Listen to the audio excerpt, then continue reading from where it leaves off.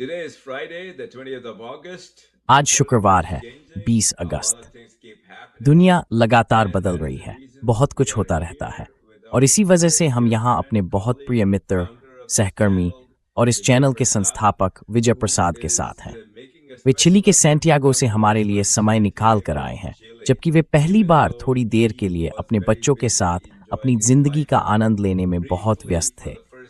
मैं उन्हें उनके पारिवारिक उत्सव से खींचकर ले आया ताकि वे दुनिया के हमारे हिस्से यानी संयुक्त राज्य अमेरिका में चल रही बहुत सी घटनाओं पर हमें कुछ ज्ञान की बातें बता सकें।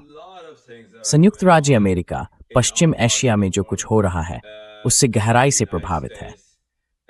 अगर आपको हमारा काम पसंद आता है तो कृपया लाइक और सब्सक्राइब बटन दबाइए। उसी नाम वाले हमारे सबस्टैक चैनल पर जाइए और पेड मेंबर बनिए। हम हफ्ते में 2 बार ये उच्च गुणवत्ता वाली खबर आपके मेल बॉक्स में पहुंचाएंगे। तो विजय, कृपया शुरू कीजिए। So Vijay, please go ahead.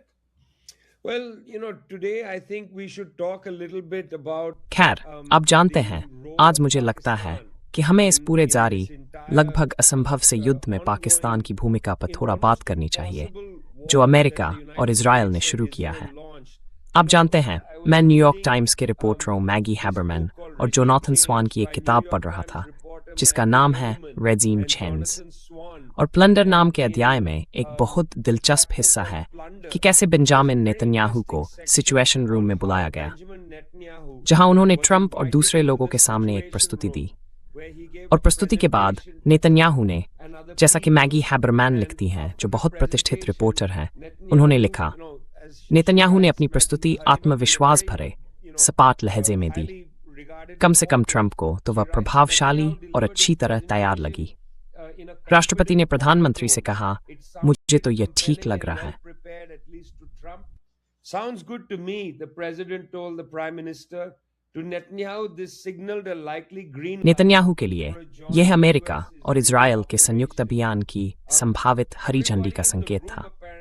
कमरे में मौजूद हर शख्स जाहिर तौर पर यही समझ कर निकला कि यह होने वाला है, अमेरिका और इजराइल ईरान पर हमला करने वाले हैं। और उन्होंने जो कहा, नेतन्याहू ने ट्रंप से जो कहा, वो ये था कि कुछ न करने का जोखिम कार्रवाई करने के जोखिम से बड़ा है। जाहिर तौर पर नेतन्याहू ने जो योजना रखी उससे ट्रंप बहुत प्रभावित। उस योजना से मिस्टर ट्रंप को लगा कि ये जल्दी शुरू होकर जल्दी खत्म होने वाली जंग है, बस अंदर जाइए, ईरानियों पर बमबारी कीजिए और निकल आए। तो आप जानते हैं, मैगी हैबरमैन की ये ब्रिटेन में साइमन एंड शूस्टर से प्रकाशित एक किताब है, एक बेहद विश्वसनीय रिपोर्ट है। मैगी हैबरमैन कई सालों से न्यूयॉर्क टाइम्स के साथ हैं, उनके पिता भी न्यूयॉर्क टाइम्स में थे। यह बहुत गहराई से शोध की गई किताब है। मैं इसे धीरे धीरे पढ़ रहा हूँ और ट्रंप प्रशासन में स्टीफन मिलर की भूमिका को समझ रहा हूँ।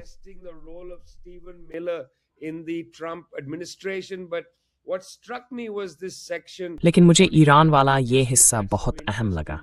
जाहिर है, इसमें आप और मेरी दिलचस्पी है। मुझे इसलिए खास लगा क्योंकि नेतन्याहू से मिलने के बाद श्री ट्रंप कितने निश्चित हो गए थे।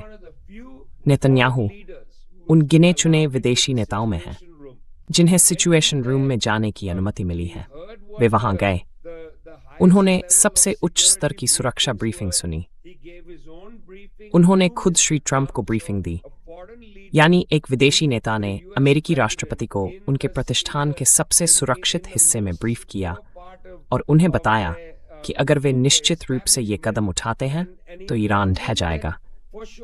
और श्री नेतन्याहू ने कहा था कि जनवरी के विरोध प्रदर्शनों के दौरान अगर बमबारी होती, अगर हमला किया जाता, अगर सर्वोच्च नेता को मार दिया जाता, तो इससे लोगों को उठ खड़े होने का हौसला मिलता और ईरानी सरकार गिर जाती। खैर, अब हम अगस्त के आखिर में हैं।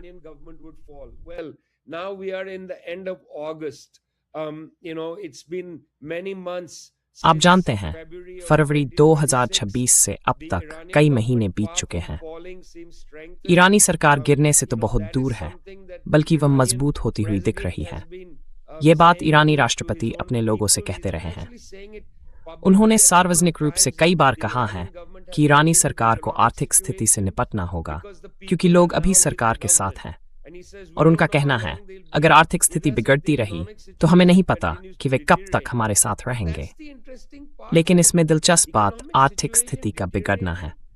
दरअसल इतनी लंबी जंग के बावजूद स्थिति उतनी बिगड़ती हुई नहीं दिख रही जितनी बिगड़नी चाहिए थी। इसकी एक वजह यह है कि पाकिस्तान और उसके पड़ोसियों ने ईरान को नई जीवन रेखा दे दी है।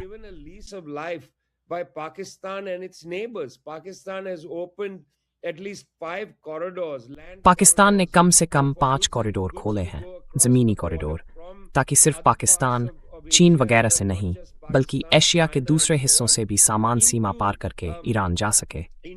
और ग्वादर बंदरगाह, जिसे पाकिस्तानियों ने बड़े पैमाने पर दरअसल चीन के साथ अपने संबंधों को ध्यान में रखकर बनाया था।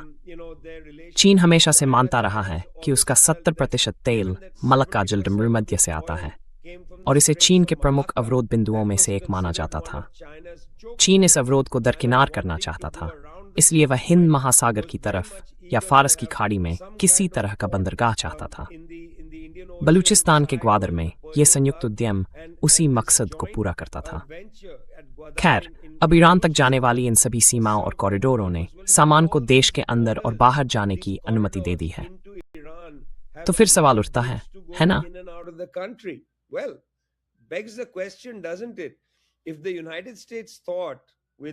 अगर अमेरिका ने इजरायली दबाव या इजरायली तथाकथित खुफिया जानकारी के आधार पर यह सोचा कि ईरानी सरकार जल्दी ही गिरने वाली है, अगर अमेरिका ने ऐसा सोचा तो इसकी एक वजह यह थी कि उसे लगा कि सरकार गिर सकती है। और दरअसल ईरान के राष्ट्रपति मसूद पेजेश्कियन को भी शायद ऐसा ही लगा था कि अगर आर्थिक स्थिति ऐसी ही बनी रही तो लोग बेचैन हो जाएंगे, लेकिन आर्थिक स्थिति बिगड़ नहीं रही है। इसकी एक वजह पाकिस्तान से आने वाले ये कॉरिडोर हैं। अगर पाकिस्तान से कॉरिडोर खुले हुए हैं तो सवाल उठता है कि अमेरिकी सरकार ने पाकिस्तान पर प्रतिबंध क्यों नहीं लगाए हैं।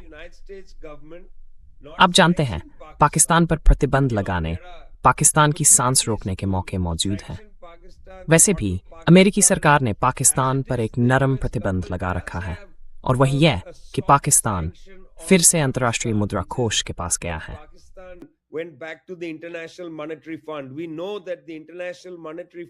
हम जानते हैं कि अंतर्राष्ट्रीय मुद्रा कोष यानी IMF अमेरिकी ट्रेजरी विभाग के प्रति जवाबदेह है। हम ये जानते हैं, इसलिए हम जान कि पाकिस्तान पर IMF का बहुत बड़ा कर्ज है, और उन कर्जदाताओं का भी जिन्होंने IMF समझौते के कारण पाकिस्तान को वित्त पोषण दिया। तो हम जानते हैं कि इससे अमेरिका की पकड़ पाकिस्तान की गर्दन पर पहले से ही कुछ हद तक है, लेकिन कोई दूसरे प्रतिबंध नहीं है।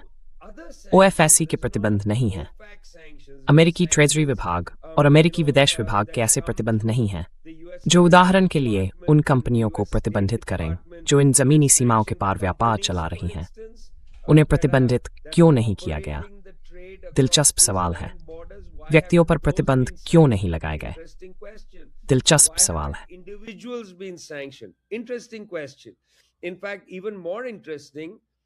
असल में इससे भी ज्यादा दिलचस्प बात यह है कि पाकिस्तानी अर्थव्यवस्था की प्रकृति के कारण सेना के समर्थन वाली कई कंपनियां ईरान के साथ व्यापार में शामिल हैं। व्यापार लाभदायक है। ये बड़ी कंपनियां हैं जो कई वर्षों से पाकिस्तानी अर्थव्यवस्था का हिस्सा रही हैं। वे इसमें भाग ले रही हैं। उन पर प्रतिबंध क्यों नहीं लगाया जाता? और अमेरिका सेना को हथियार बेचना वगैरह क्यों जारी रखता है? ये बहुत अच्छे सवाल हैं। हाँ, लेकिन इसका जवाब हमारे पास है। मेरा मतलब है, जवाब सीधा है। पाकिस्तान इस समय उन कुछ देशों में से एक है जहां अलग अलग प्रतिद्वंद्वी पक्षों के बीच भरोसा है। ये एक मुद्दा है। ईरानी सरकार पाकिस्तानियों पर बहुत भरोसा करती है। अमेरिकी सरकार पाकिस्तानियों पर भरोसा करती है। हम जानते हैं कि मुनीर और मिस्टर ट्रंप के बीच बहुत करीबी रिश्ता है।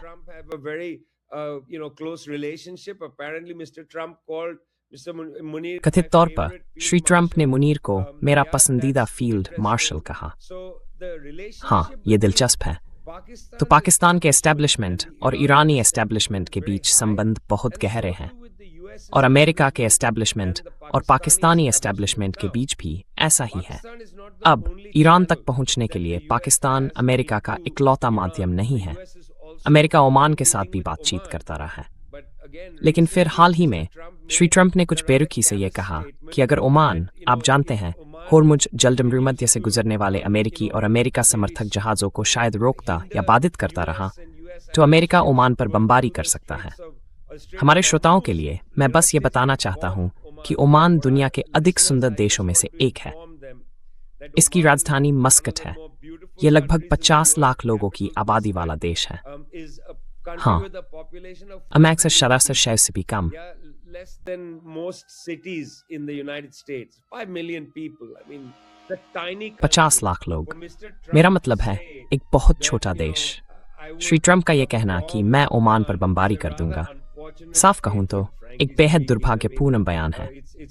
मेरा मतलब है ये भद्दा है। लगभग 30 करोड़ की आबादी वाला देश 50 लाख की आबादी वाले देश को धमका रहा है, जिसके पास मुश्किल से अपनी रक्षा के लिए कोई सेना है और जिसने नए अमीर, नए सुल्तान के तहत मध्य पूर्व का स्विट्जरलैंड बनने की बहुत कोशिश की है। वह वही भूमिका निभाना चाहता है।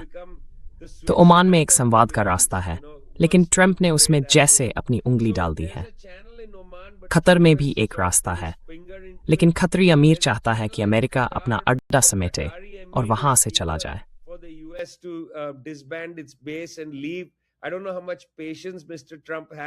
मुझे नहीं पता कि थ्रियो को लेकर राष्ट्रपति ट्रंप में कितना धैर्य है।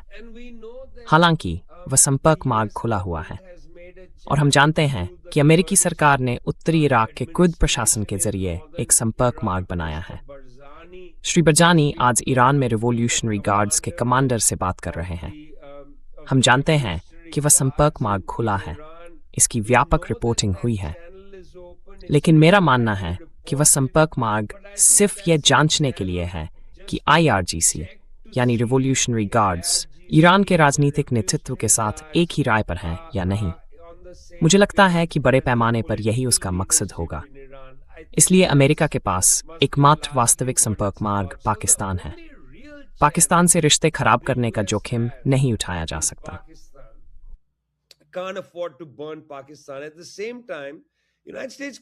साथ ही संयुक्त राज्य अमेरिका पाकिस्तान के साथ दोहरी चाल चलता रहता है। उसे चिंता है कि इस्लामाबाद बीजिंग के बहुत करीब न चला जाए, और ये पहलू भी सामने है। वह इस्लामाबाद पर इतना दबाव नहीं डालना चाहता कि उसे बीजिंग के साथ और करीबी रिश्ते की ओर धकेल दे, और ईरान के साथ सीधे संबंधों की ओर भी। उनका रिश्ता अभी इतना मजबूत है कि वह और भी मजबूत हो सकता है। अमेरिका फंसा हुआ है। तो जुल्फिकार, यहाँ मिस्टर ट्रंप है, और यही मुख्य बात है। मिस्टर ट्रंप को उनके दोस्त बेंजामिन नेतन्याहू ब्रीफिंग दे रहे हैं, जो उनसे कह रहे हैं ये जल्दी शुरू होकर जल्दी खत्म होने वाला आसान युद्ध है। हम अंदर जाएंगे, उन्हें कुचल देंगे, उन्हें तबाह कर देंगे, हम जीत जाएंगे।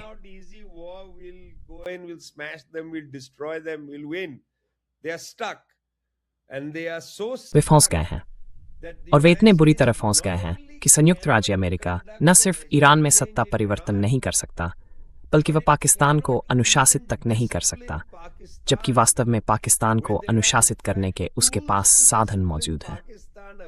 वह इतना भी करने में सक्षम नहीं है। मेरे लिए ये सब मिलाकर पश्चिम एशिया और दक्षिण एशिया में इस समय संयुक्त राज्य अमेरिका की पूरी कमजोरी दिखाता है। वह कमजोर है, उसके पास सारे साधन मौजूद हैं। वह लाहौर पर बमबारी कर सकता है, वह कराची पर बमबारी कर सकता है, वह मस्कट पर बमबारी कर सकता है, वह तेहरान पर बमबारी कर सकता है। वह ये सब कर सकता है, लेकिन उसके पास कोई दबदबा नहीं है।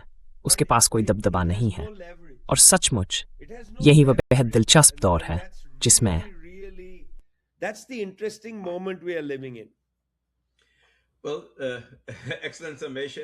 खैर, हमेशा की तरह शानदार सारांश विजय। आपने हमारे चैनल से सुना ही होगा कि मिस्टर ट्रंप ने बेहद मूर्खतापूर्ण तरीके से इराकी कुर्दों के जरिए इस चैनल का इस्तेमाल करने की कोशिश की। उन्होंने बरजानी से कहा कि वह वहीदी, जनरल वहीदी के पास जाएं और उन्हें कुछ अरब डॉलर की रिश्वत की पेशकश करें। इस पर जनरल वहीदी ने उनसे कहा, कभी नहीं, कभी भी नहीं, दोबारा कभी मेरे पास इस तरह मत आना, क्योंकि आप मुझसे देशद्रोह करने के लिए कह रहे हैं। और उन्होंने इससे पहले आसिम मुनीर के साथ भी ऐसा किया था। आसिम मुनीर ने उनसे बिल्कुल इन्हीं शब्दों में कहा था, आपका दिमाग खराब हो गया है। अगर मैंने कभी ऐसा कुछ किया तो मुझे फिर कभी ईरान में वापस आने का निमंत्रण नहीं मिलेगा। तो ऐसा लगता है कि वे बुरी तरह हाथ पांव मार रहे हैं विजय। ऐसा लगता है कि वे, मेरा मतलब है, ये मेरे लिए भी चौंकाने वाला है। जबकि मैंने उन्हें वियतनाम के साथ, इराक जैसी दूसरी जगहों के साथ भी कितनी मूर्खतापूर्ण हरकतें करते देखा है। और ये तो हद है।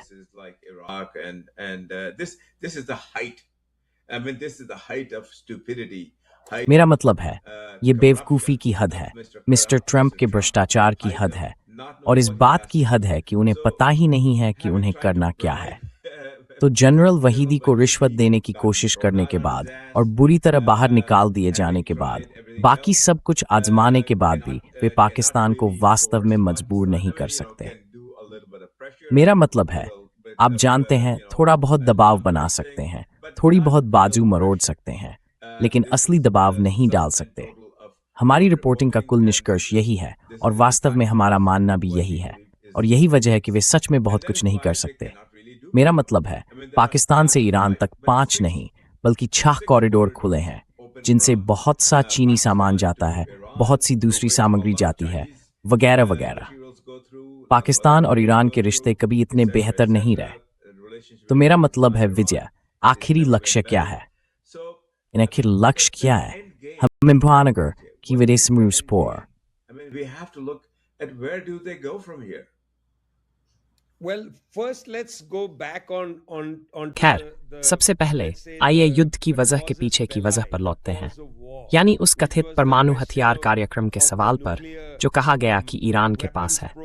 ईरान ने बार बार कहा है कि उसके पास कोई परमाणु हथियार कार्यक्रम नहीं है, उसके पास सिर्फ परमाणु ऊर्जा कार्यक्रम है। अमेरिका और इजरायल परमाणु, वैसे इजरायल खुद एक अवैध परमाणु शक्ति है। सभी परमाणु शक्तियां अवैध हैं, लेकिन इजरायल दूसरों से ज्यादा। खैर, यही युद्ध की वजह थी। अभी इसी पर नजर डालते हैं। मुझे लगता है कि यह अहम है, और मैं इसे काफी व्यवस्थित तरीके से समझाना चाहता हूं। अंतर्राष्ट्रीय परमाणु ऊर्जा एजेंसी ने इस अवैध युद्ध के शुरू होने से पहले कहा था कि 440.9 किलोग्राम यूरेनियम को 60% तक समृद्ध करने में सक्षम था।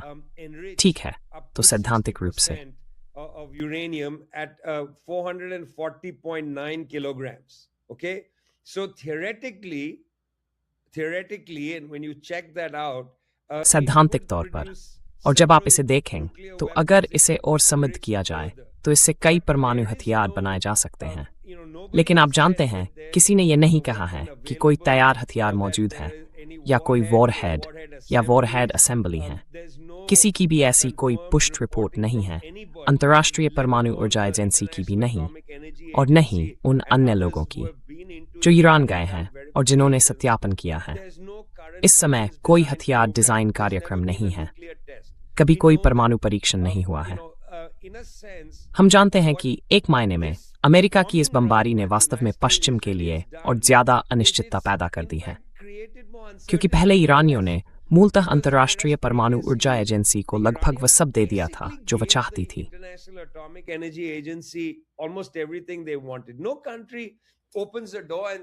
कोई भी देश दरवाजा खोलकर ये नहीं कहता, आए और सब कुछ देख लीजिए, क्योंकि आखिरी चीज जो आप चाहेंगे वह यह होगी कि उन्हें पता चल जाए कि हर चीज कहाँ है, क्योंकि फिर उस पर हमला हो सकता है। मेरा मतलब है, झिझक इसी वजह से होती है। वे कुछ छिपा नहीं रहे हैं, उद्धरण चिन्हों में कहें तो, लेकिन फिर भी वे क्यों सब कुछ खोलकर आपको दिखाएं कि क्या कहाँ है? क्योंकि वे मूल रूप से खुद को निशाना बना रहे होंगे, तो वे प्रभावी तौर पर IAEA को सत्यापन और निरीक्षण की अनुमति दे रहे थे। अब वे निरीक्षकों को अंदर आने की अनुमति न दें, वे उन्हें सत्यापन करने, चीजों का निरीक्षण करने वगैरह की अनुमति न दें। हमें तो ये भी नहीं पता कि क्या नुकसान हुआ है, क्या नष्ट हुआ है, और चीजों को कहां कहां फैलाया गया है।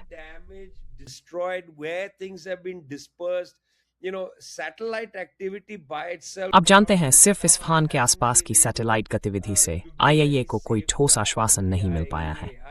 IAEA के बयान बेहद सावधानी से शर्तों के साथ दिए गए हैं। आप जानते हैं, स्टीव विटकॉफ ने मेरे ख्याल से बहुत खतरनाक बयान दिया था जब उन्होंने 11 बमों की बात की। हाँ, अमेरिका के दूत स्टीव विटकॉफ ने गेटी फॉर द मार्टिन बात की। यह अंतर्राष्ट्रीय परमाणु ऊर्जा एजेंसी के औपचारिक आकलन स्टेटा न्यूज वकाउरिया इट्स मांडा वे संवर्धन की रफ्तार की बात करते रहे हैं। ईरानियों के बारे में कहा जाता है कि परमाणु हथियार तक पहुंचने का उनका ब्रेकआउट अनुमान 1 से 3 महीने का है। ये अनुमान ऐसे हिसाब किताब से आते हैं जो कागज के पीछे जल्दी से किए जाते हैं। अंतर्राष्ट्रीय परमाणु ऊर्जा एजेंसी की कोई वेपनाइजेशन घड़ी नहीं है।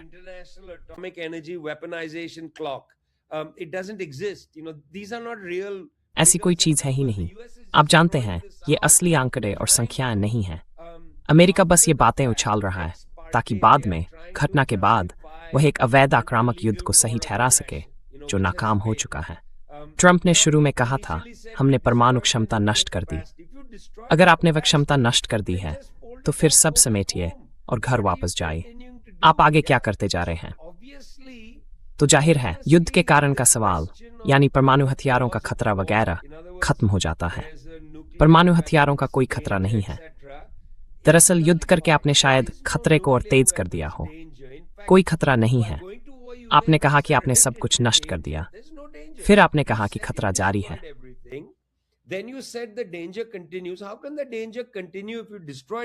अगर आपने सब कुछ नष्ट कर दिया है तो खतरा कैसे जारी रह सकता है?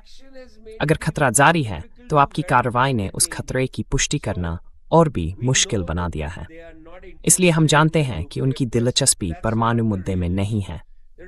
असली मुद्दा वो नहीं है। असली मुद्दा यह है कि इजरायली किस चीज के पीछे हैं। और फिर से हैबरमैन की किताब दिखाती है कि वे शासन परिवर्तन चाहते हैं। वे इसी के पीछे हैं। ये शासन परिवर्तन की जंग है।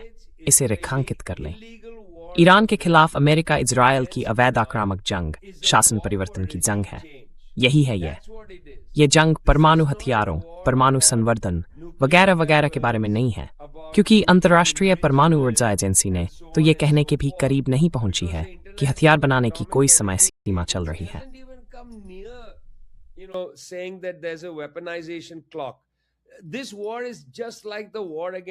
ये युद्ध बिल्कुल इराक के खिलाफ हुए युद्ध जैसा है जिसे जॉर्ज डब्ल्यू बुश ने चलाया था और जिसकी डोनाल्ड ट्रंप ने उस समय आलोचना की थी। उन्होंने इसे बेकार का युद्ध कहा था। ये वही बात है। वह शासन परिवर्तन के लिए किया गया युद्ध था जो एक झूठे तर्क पर आधारित था, नहीं, एक भ्रांति पर। माफ कीजिए, इस झूठ पर कि इराक में सामूहिक विनाश के हथियार थे। वहां कोई हथियार नहीं थे। ईरान में भी सामूहिक विनाश के कोई हथियार नहीं हैं। इराक और ईरान में बस एक ही फर्क है। इराक में अमेरिका ने जमीनी सैनिक उतारे थे। इराक अपना बचाव नहीं कर सकता था। एक दशक के प्रतिबंधों ने उसे कमजोर कर दिया था। वह सचमुच बहुत कमजोर देश बन चुका था। भारी बमबारी के सामने वह हार गया। ईरान नहीं ढहा। वह जवाबी लड़ाई लड़ रहा है। उसने रणनीतिक बढ़त हासिल कर ली। सब कुछ वैसे।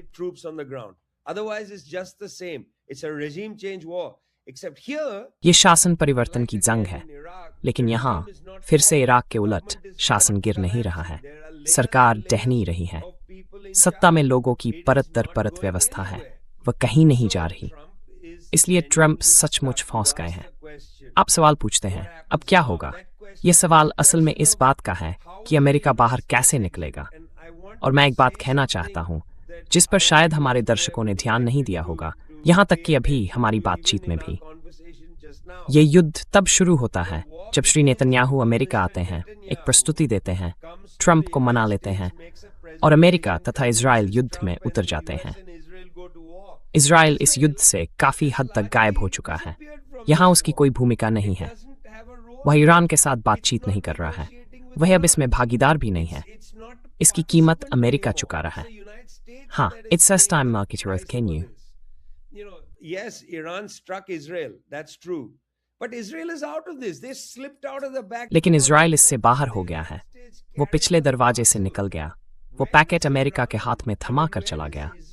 ईरान कहाँ है? मेरा मतलब है, इस युद्ध में तनाव कम करने की प्रक्रिया में इजराइल कहाँ है? वो तो चर्चा में ही नहीं है। वो गायब हो गया है। ये अमेरिका और ईरान का मुद्दा बन गया है। बहुत दिलचस्प है कि उन्होंने इसकी शुरुआत की, अमेरिका को इसमें घसीटा और फिर वे पिछले दरवाजे से निकल गए। उन्होंने ट्रंप को पैकेट पकड़ा दिया और ट्रंप के पास कोई रास्ता नहीं है, क्योंकि श्री ट्रंप के लिए एकमात्र संभावित रास्ता है जिसमें उन्हें ईरान के साथ बातचीत करनी पड़ेगी और ईरान बहुत कुछ हासिल करेगा। जैसा हमने पिछली बार कहा था, ईरान पहले ही सवाल बदल रहा है। last time already changed the question.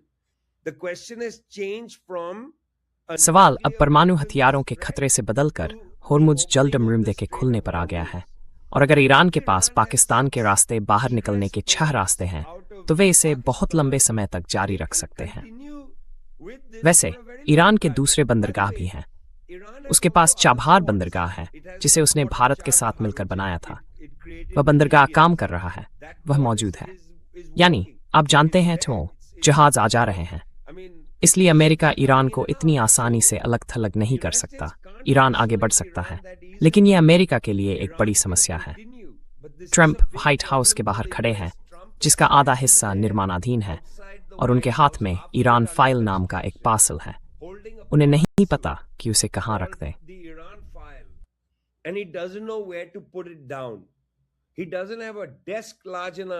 White house में उनके पास इतनी बड़ी डेस्क नहीं है कि उस फाइल को रख सकें, क्योंकि वह फाइल ऐसी उलझाने वाली जानकारी से भरी हुई है जो अमेरिकी खुफिया लोगों को बता रही है कि आप पूरी तरह रास्ता भटक चुके हैं।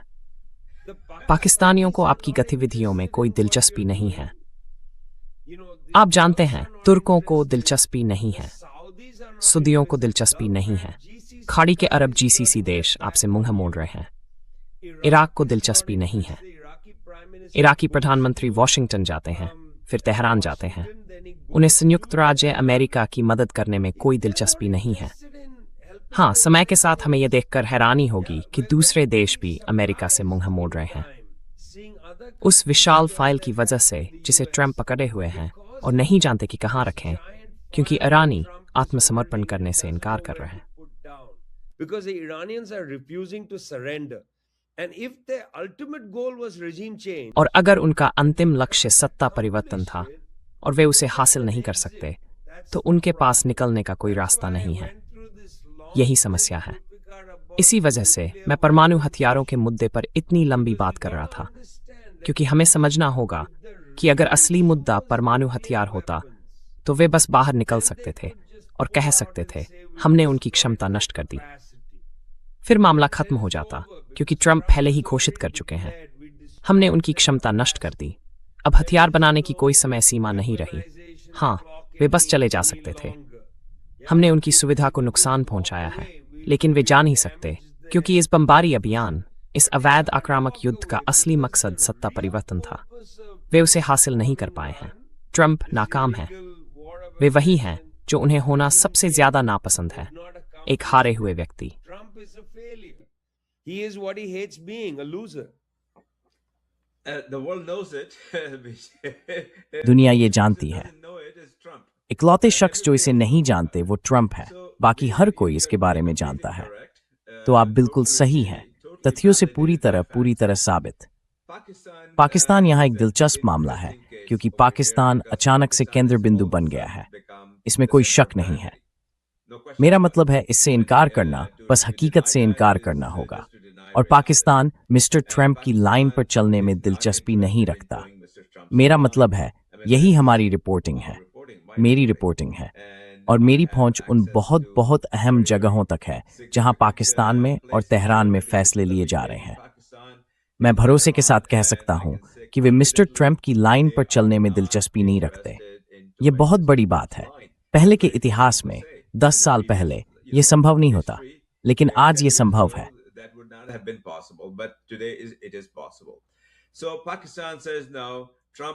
तो पाकिस्तान अब कहता है कि ट्रंप पाकिस्तान पर दबाव डालने में सक्षम नहीं है, लेकिन यही तो हकीकत है। ट्रंप ऐसा नहीं कर सकते। पाकिस्तान पर दबाव डालकर वे तेहरान से बात करने के लिए अपने पास मौजूद एकमात्र मौका खो देंगे, और वे ऐसा करने का जोखिम नहीं उठा सकते। ये बात उनके जैसा जन्मजात मूर्ख आदमी भी समझ सकता है, इतना मूर्ख कि शायद वह पैदा ही ऐसा हुआ हो। वह भी ये समझ सकता है कि सुनिए, आप पाकिस्तान पर इससे ज्यादा दबाव नहीं डाल सकते। वे दबाव में आने को तैयार नहीं है। वे वही करेंगे जो उन्हें करना है। उनके पीछे चीन खड़ा है। तो सचमुच मुझे फिर आपकी ओर लौटना होगा। आप लंबे समय से वैश्विक घटनाओं के गहरे पर्यवेक्षक रहे हैं। आपने वियतनाम युद्ध देखा है, आपने इराक युद्ध देखा है। मेरा मतलब है, सब आपदाएं थीं। आपने अफगान युद्ध देखा है। मेरा मतलब है, ये उन सभी से भी बड़ी आपदा बनती जा रही है। turning out to be a bigger disaster than all of them. Yeah, I mean, this is a हाँ, disaster मेरा because, मतलब है, आप जानते हैं ये एक आपदा है, क्योंकि इराक के मामले में अमेरिका कम से कम ये कह सकता था कि उसने सद्दाम हुसैन को सत्ता से हटाया। दरअसल उसने उसकी फांसी भी करवाई, वगैरह वगैरह। वह ये कहकर निकल सकता था, वह कह सकता था कि उसने पीछे किसी तरह का बहुदलीय लोकतंत्र छोड़ा। कम से कम वह इतना तो कह सकता था। अफगानिस्तान के साथ मामला थोड़ा ज्यादा जटिल है, क्योंकि तालिबान फिर से सत्ता में आ गया। वे भाग गए। उनके आखिरी राष्ट्रपति मिस्टर गनी जाहिर तौर पर भारी मात्रा में पैसा लेकर भाग गए। हमें नहीं पता कि देश से भागते समय उनके हेलीकॉप्टर या विमान में, मुझे याद नहीं कौन सा था, नकदी या डॉलर से भरे कितने बैग थे। अमेरिका के लिए यह काफी शर्मनाक है। अफगानिस्तान लंबे समय तक अमेरिका के लिए शर्मिंदगी बना रहेगा। for the United States for a very long time. It's even more embarrassing than Vietnam. ये वियतनाम से भी ज्यादा शर्मनाक है। ये लंबे समय तक शर्मिंदगी का कारण बना रहेगा। उन्होंने इसमें बहुत कुछ लगाया और बदले में उन्हें कुछ नहीं मिला। ये अलग अलग वजहों से शर्मनाक है। मेरा मतलब है, आप जानते हैं, जब टकर कार्लसन एक के बाद एक शो में ये तक देने की कोशिश कर रहे हैं कि अमेरिका इजराइल की ओर से ईरान के खिलाफ युद्ध में गया, ईरान के खिलाफ एक गैरकानूनी आक्रामक युद्ध में। हाँ, वे इसे एक स्थापित बात के तौर पर पेश करने की कोशिश कर रहे हैं। ये बहुत दमदार तर्क है।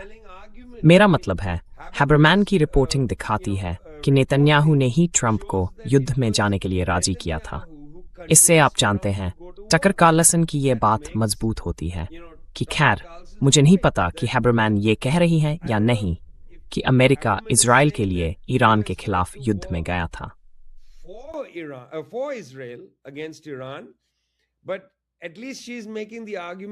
लेकिन कम से कम वह ये तक दे रही हैं कि यह इजराइल के कहने पर हुआ।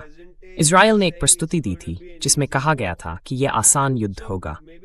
तो हो सकता है कि अमेरिका के अपने हित भी इसमें शामिल रहे हों। टकर कार्लसन इससे कहीं गहरा तक दे रहे हैं। उनका कहना है कि बात सिर्फ इतनी नहीं थी कि इजराइल ने अमेरिका को युद्ध के लिए उकसाया, बल्कि अमेरिका ने अपने ही हितों के खिलाफ जाकर इजरायली हितों की तरफ से ईरान के खिलाफ युद्ध किया। इसका मतलब है कि यहाँ अमेरिका का कोई हित था ही नहीं। कार्लसन का यही कहना है। यह हैबरमैन की बात से आगे की बात है, उनकी रिपोर्टिंग से भी आगे। ये बहुत दिलचस्प बात है। क्या ऐसा ही हुआ? क्या अमेरिका ने अपने हितों के खिलाफ इजराइल की तरफ से युद्ध किया?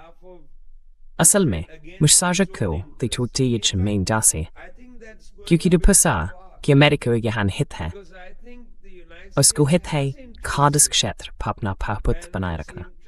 To maintain its domination of the Gulf region, and it's actually been seeing its domination slipping. और वास्तव में उसका प्रभुत्व कमजोर पड़ता दिख रहा था।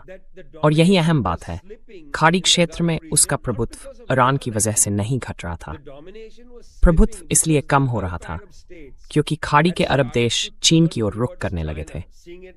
वे चीन को व्यापार और वाणिज्य के लिए ज्यादा भरोसेमंद साझेदार मानने लगे थे।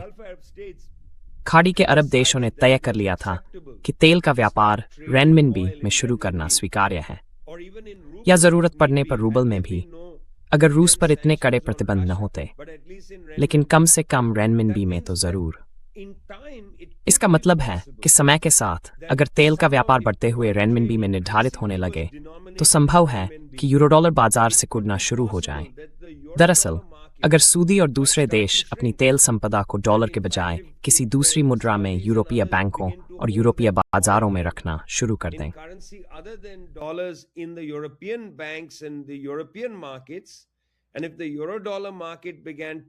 और अगर यूरो डॉलर बाजार से कूदने लगता, तो भारी भरकम घाटे चलाने की अमेरिका की क्षमता को बहुत गहरा नुकसान पहुंचता। तो एक मायने में अमेरिका का हित था कि वो वापस जाकर, आप जानते हैं, खाड़ी के अरब देशों वगैरह पर अपना दबदबा कायम करे। और अगर वे सफल हो जाते, अगर वे ईरान के शाह के बेटे को फिर से तेहरान में बैठाने में सफल हो जाते, तो शायद वे सऊदी अरब समेत खाड़ी के अरब देशों को धमकाकर अपनी बात मनवा सकते थे। आपको उनके कदमों पर फिर से विचार करना होगा। लेकिन क्योंकि वे असफल रहे, क्योंकि मयूर सिंहासन अब नहीं रहा, तेहरान में अब उसका कोई बैठने वाला नहीं है, वहां कोई शाह नहीं है। हाँ, ईरान में लोकतंत्र है, मजलिस का नियंत्रण है। आप उसके बारे में जो भी सोचें, वह शायद अमेरिकी राष्ट्रपति चुनाव जितना ही अच्छा है, जहां इलेक्टोरल कॉलेज और कई तरह की दूसरी साइकिल राष्ट्रपति चुनती हैं, ईरान समेत।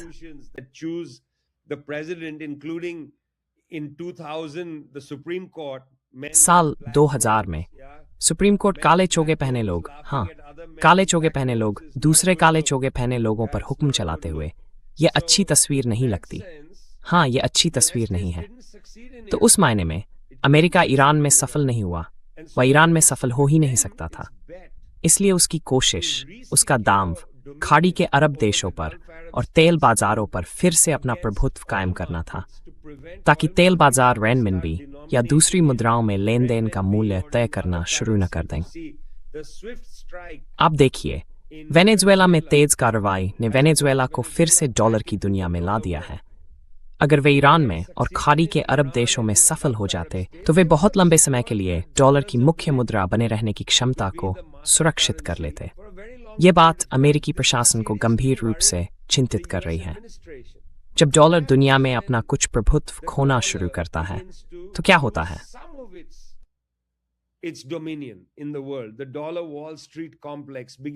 डॉलर वॉल स्ट्रीट गठजोड़ का अंतर्राष्ट्रीय संपदा पर अपना नियंत्रण थोड़ा थोड़ा कम होने लगता है।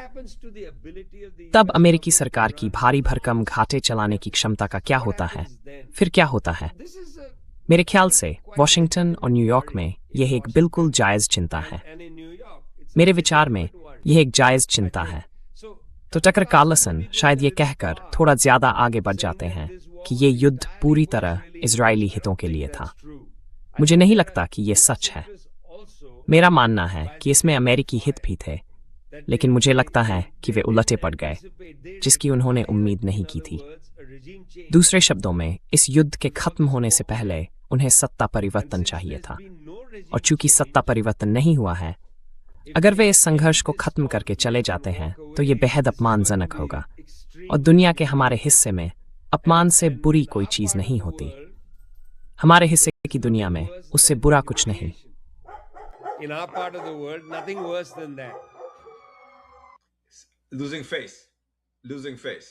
नाक कटना, यानी अपनी साख खोना। खैर, आप जानते हैं, मैं पेट्रोडॉलर व्यवस्था के बारे में कुछ बातें जानता हूं।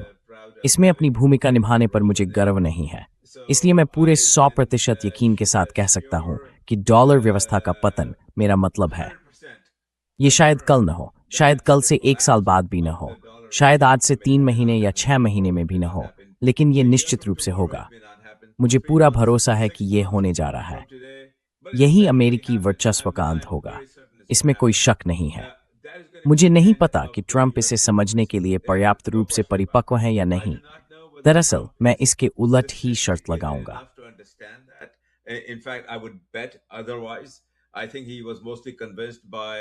मुझे लगता है कि वो ज्यादातर मिरियम एडेल्सन की अरबों डॉलर की रिश्वतों से राजी हुआ था। वो यही भाषा समझता है। बरजानी के साथ भी उसने यही करने की कोशिश की थी, लेकिन उसका नतीजा यही है। और नतीजा यह है कि अमेरिकी वर्चस्व, पेट्रोडॉलर का वर्चस्व अब खत्म होने की राह पर है। जो बातें मुझे परेशान करती हैं, वह है उसका भोंडे ढंग से काम करना।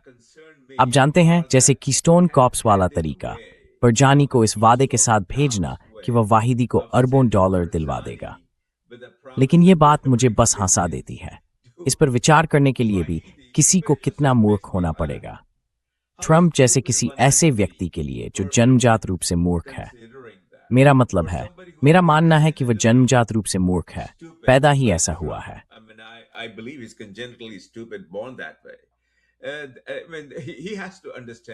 और उसे समझना होगा कि ईरान जैसा देश जो अपनी नेतृत्व व्यवस्था के पीछे इतनी मजबूती से खड़ा है, वहां रिश्वत की पेशकश उल्टी पड़ती, और ठीक यही हुआ है। बरजानी ने अपना सारा संपर्क, अपनी सारी विश्वसनीयता खो दी है। अब उसका स्वागत नहीं है। यह मेरी रिपोर्टिंग है। शुक्र है कि असीम मुनीर में ज्यादा समझ थी। उन्होंने कहा, यहां से निकल जाइए, आप जानते हैं, मुझसे इस बारे में बात मत कीजिए। इसलिए असीम मुनीर अब भी ईरान जा सकते हैं वगैरह वहां मौजूद सभी लोगों से बात कर सकते हैं, लेकिन ट्रंप फंस गए हैं और मैं लगातार खोज रहा हूं कि उनके निकलने का रास्ता क्या है। आप जैसे व्यक्ति जो विश्व मामलों में गहराई से जुड़े रहे हैं, जिन्होंने सब कुछ देखा है, अगर आप भी इसका जवाब नहीं निकाल सकते तो मुझे शक है कि वॉशिंगटन में कोई और इसे समझ पाएगा। I doubt if anybody else in Washington can figure that out. So where does this end, Vijay? I mean, finally, तो फिर ये कहाँ जाकर खत्म होता है विजय? मेरा मतलब है, आखिर इस बात को बिल्कुल साफ तौर पर कहें तो ट्रंप फंस चुके हैं। सबको पता है कि वे फांसे हुए हैं। वे पाकिस्तान पर दबाव नहीं बना सकते, वे किसी पर भी दबाव नहीं बना सकते। वे फिर अपने उसी भोंडे तरीके से असीम मुनीर को धमकाने की कोशिश कर रहे हैं और असीम मुनीर ने उनसे कह दिया, दफा हो जाए। सचमुच यही शब्द थे, दफा हो जाइए, इस बारे में हमसे बात मत कीजिए। आपको बमबारी करनी है तो करिए और फिर देखिए कि हम क्या करने वाले हैं। तो वहां उनकी विश्वसनीयता खत्म हो गई है। अब कोई उनकी बात नहीं सुनता। सब उन्हें वही समझते हैं जो वे हैं और जो हम पहले से जानते थे, एक तमाशेबाज, बस बकवास। तो अब वे यहां से कहां जाते हैं? So where does it go from here? Yeah, I mean, look, frankly, you know, the only हाँ, thing मेरा I मतलब है, was देखिए, sitting in the साफ White तौर House पर कहूँ Situation तो Room अगर मैं and व्हाइट हाउस के listening situation to the room में presentation बैठकर to डोनाल्ड Donald ट्रंप को Trump, प्रस्तुति दे रहा the होता only silver तो उनके lining लिए, for them यानी in the अमेरिका के United लिए, States बस एक ही is that सकारात्मक it's बात not होती। going to be very easy वह ये कि for पाकिस्तान, Pakistan, ईरान वगैरह के Iran लिए and so आर्थिक on रूप to से sustain वह सब लंबे समय तक economically जारी रखना what they are आसान doing, नहीं even होगा within जो the वे कर रहे हैं। context of यह बात the उस अपेक्षाकृत light हल्के फुल्के माहौल में भी fear लागू of होती है tertiary जहां sanctions अमेरिका की from the तृतीयक United States. I प्रतिबंधों mean, की आशंका बनी firstly, हुई है। the मेरा मतलब corridors, है, सबसे the पहले corridors जो that are कॉरिडोर हैं, there, the खासकर land जमीनी corridors corridor, in way particular Balochistan से Balochistan होकर गुजरते हैं। and the और highways बलूचिस्तान that में are जो there in राजमार्ग हैं, Balochistan, N25 और N25 and N40, N40, उन have पर seen पिछले over कई the महीनों last में several months, बलूचिस्तान के अलग-अलग विद्रोही attacks समूहों के by हमले हुए various हैं।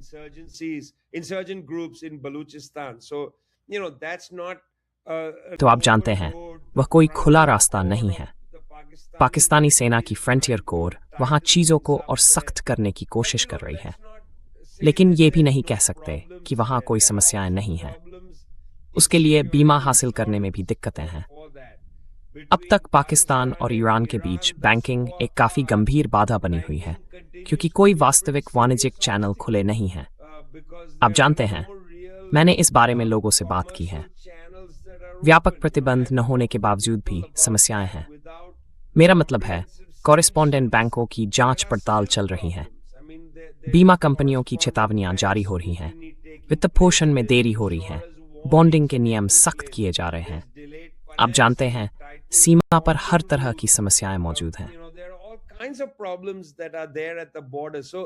So we shouldn't also disregard the fact that तो हमें it's इस not बात को भी easy नजरअंदाज to नहीं do करना it. I चाहिए mean, there are कि ये lots आसान of मामला नहीं है। Pakistani मेरा मतलब companies है, that are बहुत सी pretty, पाकिस्तानी कंपनियां, you know, मान लीजिए, let's say, ईरान के साथ व्यापार में afraid शामिल होने से of डरती हैं, getting क्योंकि involved उन्हें with the तृतीयक trade प्रतिबंधों with की Iran चिंता रहती because है। they worry अगर about कंपनियां काफी tertiary बड़ी हों, sanctions. तो ये That चिंता hangs उन पर over मंडराती रहती companies है। if they are big. अगर वे सिर्फ You know, स्थानीय let's पाकिस्तानी local कंपनियां हैं, Pakistani दो ट्रकों वाले companies, लोग you know, जिनके the पास two अपने truck इस्तेमाल के लिए wallahs, दो the ट्रक ones हैं, who तो have वे सामान और trucks सेवाएं at their इधर-उधर भेजने को disposal, लेकर ठीक they're रहते हैं। okay about sending उनका goods मुख्य and मुनाफा services back पाकिस्तान-ईरान and forth. व्यापार में ही Their होगा। main profit will be लेकिन in the अगर हम इसे बड़े पैमाने पर Pakistani-Iran बढ़ाने trade. की बात कर Now, रहे if हैं we're और बड़ी talking about कंपनियों को शामिल scaling करते this हैं, up, and तो you उन्हें get बीमा the big वगैरह जैसे ones सवालों की involved, चिंता होगी। they will worry about questions of insurance and so on. Similar questions as ships going through the मिसाल के Strait तौर of पर, Hormuz. जहाज़ों You का know, Hormuz that there are जलडमरू Madhya questions से होकर about गुजरना। tertiary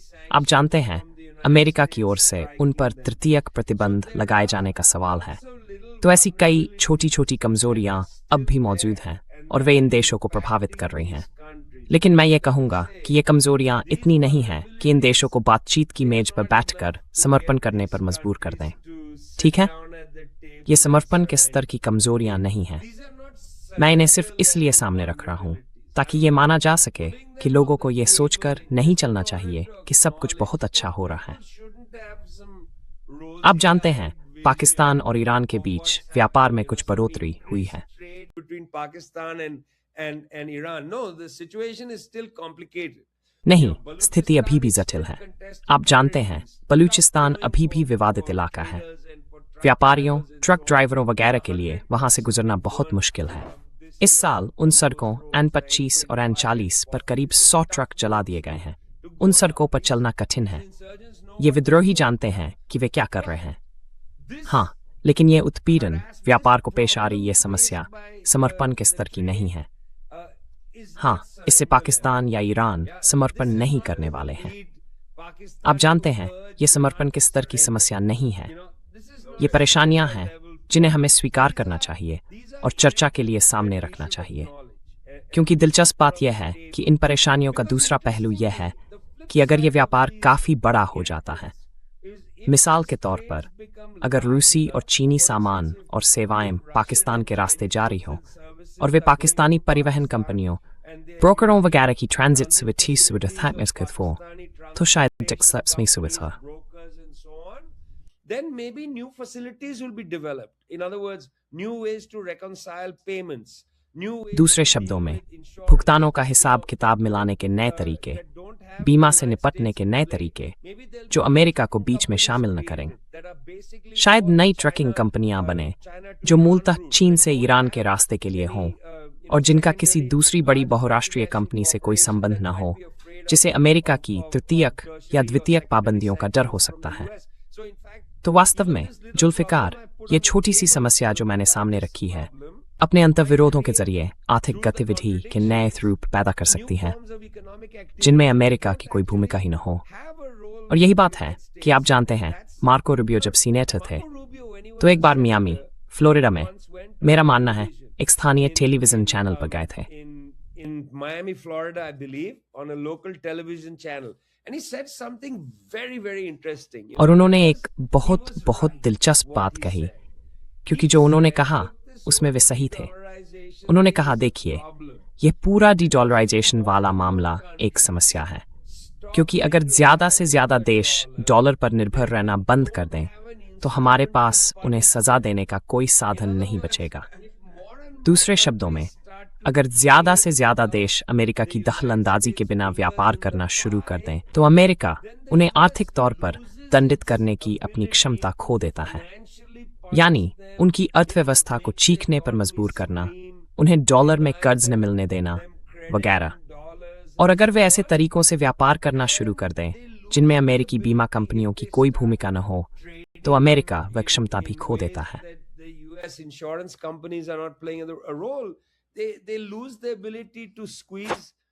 वे इन कंपनियों पर दबाव डालने की क्षमता खो देते हैं, क्योंकि ये कंपनियां पश्चिम से बीमा नहीं खरीद रही हैं या ऐसे व्यापार में शामिल नहीं हैं जो पश्चिमी तंत्र पर निर्भर हो। उन्होंने व्यापार के ऐसे नेटवर्क बना लिए हैं जो पश्चिमी नेटवर्क से स्वतंत्र हैं, इसलिए प्रतिबंधों का उन पर कोई असर नहीं होता। अगर आप आज इसी वक्त काबुल के किसी व्यापारी पर प्रतिबंध लगाते हैं, अगर अमेरिका अफगानिस्तान में लोगों पर प्रतिबंध लगाता है, तो इसका उन कोई मतलब नहीं होता, क्योंकि वे पहले ही अमेरिकी तंत्र से बाहर हैं, पूरी तरह बाहर। वे मध्य एशियाई देशों के साथ व्यापार कर रहे हैं, वे रूस के साथ व्यापार करते हैं, चीन के साथ करते हैं, भारत और पाकिस्तान के साथ करते हैं। उन्हें अमेरिका की जरूरत नहीं है।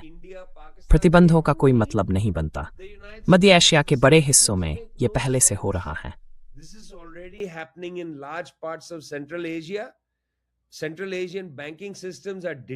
मध्य एशिया की बैंकिंग प्रणालियां अमेरिका से अलग हो रही हैं। पश्चिम एशिया के बड़े हिस्सों में भी यही हो रहा है, जितना हम समझते हैं उससे कहीं ज्यादा, तुर्की समेत। कई वर्षों तक सरकारी बैंक हॉल्क बैंक ईरानी तेल के भुगतान के निपटान का जिम्मा संभालता था। भारत तुर्की के बैंकों के जरिए ईरान को भुगतान कर रहा था, इसलिए उस पूरे क्षेत्र की बहुत सी बैंकिंग प्रणालियां पहले ही अमेरिकी व्यवस्था से अलग हो रही हैं। वे स्विफ्ट प्रणाली का इस्तेमाल नहीं कर रही हैं। हमने स्विफ्ट प्रणाली से बहुत पहले हवाला तरीका विकसित कर लिया था। आप जानते हैं, हवाला वह तरीका है जिसके जरिए मध्य पूर्व और एशिया के लोग बहुत लंबी दूरी के व्यापार और वित्तीय लेन देन करते थे, और यह शुरुआती आधुनिक काल में था। तो हम जानते हैं कि स्विफ्ट प्रणाली से बहुत पहले और उसके बिना भी भरोसे के आधार पर लंबी दूरी के वित्तीय लेन देन कैसे किए जाते हैं। देश फिर से हवाला प्रणाली की ओर लौट रहे हैं। countries are returning to the hawala system. What used to be for a time illegal. आप जानते हैं जो चीज़ कभी कुछ समय तक गैर कानूनी थी वह अब संस्थागत रूप ले रही है। हम वित्तीय लेन देन के नए तरीके बना रहे हैं। ये अमेरिका के लिए भी एक समस्या है। इससे अमेरिका की स्थिति कमजोर होती है। तो हम फिर वहीं आ गए। अमेरिका ने एक जोर देने ईरान के खिलाफ आक्रामक युद्ध शुरू किया। कहा गया कि यह जल्दी शुरू होकर जल्दी खत्म होने वाला युद्ध होगा, लेकिन अब वे इसमें फंस गए हैं।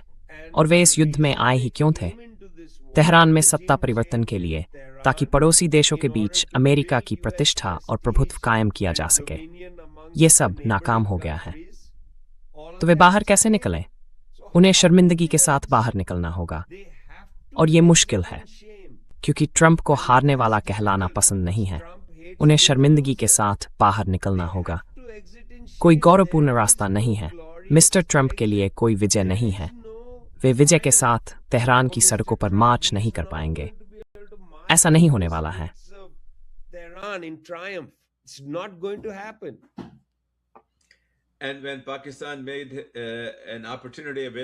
और जब पाकिस्तान ने उसे कम से कम कुछ सम्मान के साथ निकलने का मौका दिया, तो वो इतना मूर्ख था कि उसने वह मौका भी गंवा दिया। विजय, जैसा कि हम सब जानते हैं। इसलिए आखिरकार नतीजा ये है कि वह बेइज्जती के साथ जाएगा। उसका जाना अपमानजनक होगा। सवाल सिर्फ ये है कि कब। मेरा अनुमान है कि यह आने वाले हफ्तों में होगा, क्योंकि स्ट्रेटेजिक पेट्रोलियम रिजर्व उससे आगे नहीं चलेगा। शायद सितंबर के मध्य तक, शायद सितंबर के तीसरे हफ्ते तक, और फिर वह बिल्कुल खत्म हो जाएगा। उस वक्त व्हाइट हाउस में बैठा यह असाधारण रूप से मूर्ख आदमी, एक दुर्भाग्यपूर्ण भ्रष्ट अरबपति, जिसे अमेरिकी लोगों ने इस असाधारण अराजकता को पैदा करने के बाद चुना, बेइज्जती के साथ जाएगा। ऐसा वास्तव में पहले नहीं हुआ है।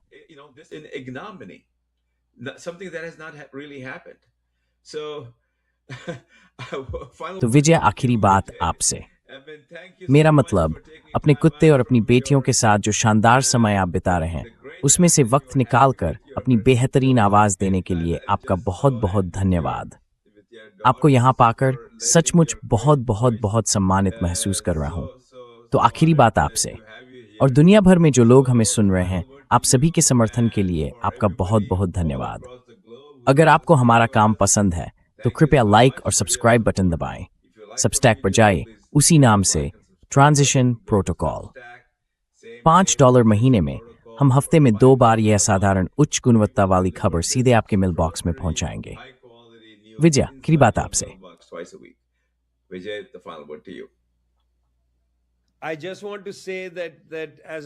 मैं बस इतना कहना चाहता हूँ कि जैसा मैंने हमारी पिछली बातचीत में भी कहा था, मैं यूएसएस अब्राहम लिंकन के नाविकों को अपनी शुभकामनाएं भेजता हूँ, जो अब तक 266 दिनों से समुद्र में हैं।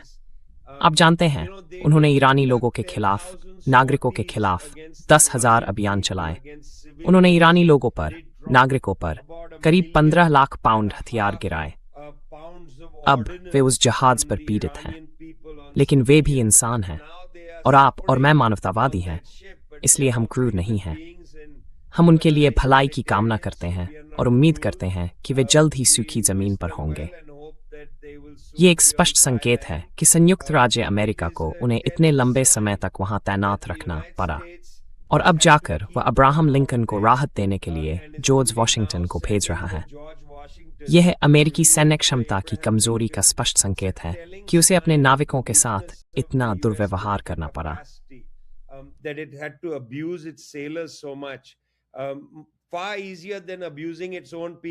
अपने ही लोगों के साथ दुर्व्यवहार करने के बजाय ईरानियों के साथ समझौता करना कहीं ज्यादा आसान होता। मुझे लगता है कि सारे संकेत यही दिखाते हैं कि ट्रंप हर जगह में से ओमान पर बमबारी की धमकी दे रहे हैं और अपने उन सैनिकों को राहत देने को तैयार नहीं हैं जो इतनी कड़ी लड़ाई लड़ रहे हैं। उनके साथ इतना बदतर व्यवहार किया जा रहा है, और हम ये बात उस तथ्य के बावजूद कह रहे हैं कि यही सैनिक ईरानी नागरिकों की हत्या के जिम्मेदार हैं। आप जानते हैं, यह अमेरिका की रणनीतिक कल्पना शक्ति के पूरी तरह ढह जाने को दिखाता है, लेकिन ये नैतिक पतन भी दिखाता है। और मैं बहुत उम्मीद करता हूं कि यूएसएस अब्राहम लिंकन के ये नाविक जब अमेरिका वापस लौटें तो घर जाएं और अपने पड़ोसियों और दोस्तों को अमेरिका के प्रतिष्ठान के इस नैतिक पतन के बारे में बताएं और ये भी बताएं कि लोगों के लिए आगे बढ़ने का एक अलग रास्ता होना चाहिए। मैं सचमुच उम्मीद करता हूं कि वे युद्ध के प्रतीक बनने के बजाय शांति के समर्थक बने।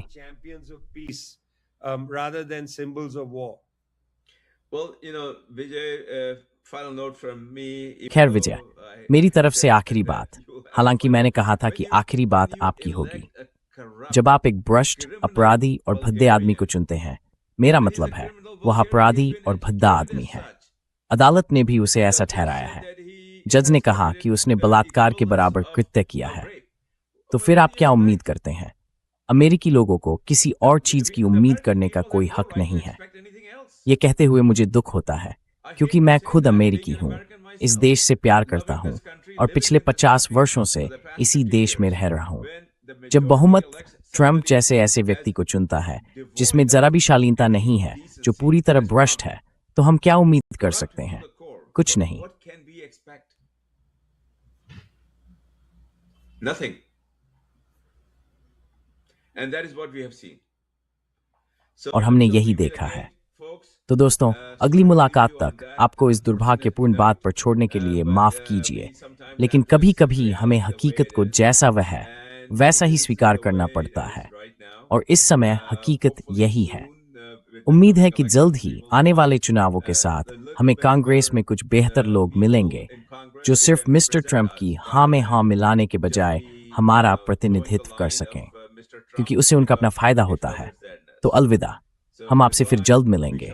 विजय अगले हफ्ते वापस आएंगे, जब तक कि कुछ असाधारण न हो जाए, और अगर ऐसा हुआ तो हम उनसे फिर अनुरोध करेंगे। धन्यवाद विजय, बहुत बहुत धन्यवाद। धन्यवाद। Thank you.